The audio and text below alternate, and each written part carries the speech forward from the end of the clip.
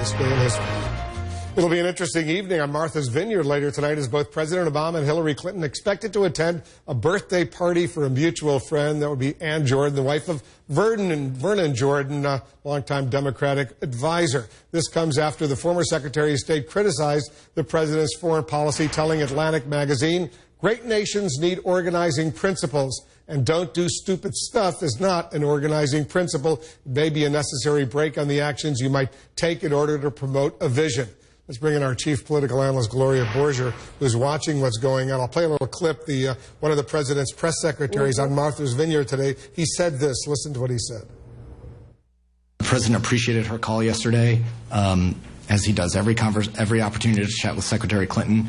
I know the Secretary Clinton's folks put out a short readout of that call, but we are looking onwards and upwards. Yes, the readout was that she wants to hug it out with the president. Hug it out. It's a little awkward, though, isn't it? Yeah, look, I think she's well aware that she stepped in it. She had, in her book, said that there were differences with the president on Syria. But what she did was she took a policy difference and she made it personal, calling Syria policy a failure. And then, of course, David Axelrod, his former aide, tweeted something that people in the White House were saying privately, which is, don't do stupid stuff means stuff like occupying Iraq in the first place, and you have this up on the screen, which was a tragically bad decision, hint, hint, reminding everybody that Hillary Clinton had actually voted for the war in Iraq. And don't forget, this is a president who, when she was retiring, went on 60 Minutes with her, sort of, some of his staff has gone to work for her super PAC, et cetera, et cetera. So I think there are lots of hurt feelings here that she's got to try and fix. Because the criticism is that she's trying to distance herself from a president whose job approval number on foreign policy is in the 30s. Well, and she might be doing that, but in doing that, she also creates another problem for herself, because what people forget is that while the president's approval rating with the general public may be low, the base of the Democratic Party still likes him very much,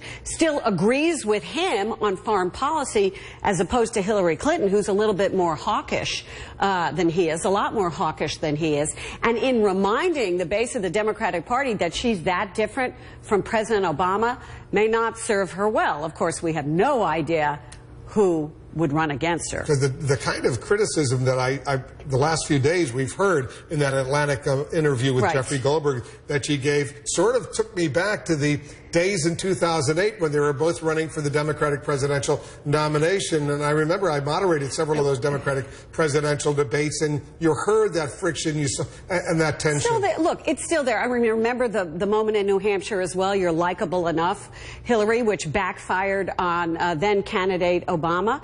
This is the kind of thing, when you take a policy dispute and you disparage the president and you kind of make it personal, which I would argue she did, it can backfire on you. And I do believe that people in the White House were very upset about this. They had been given a heads up on the book when she came out and distanced herself from him on Syria.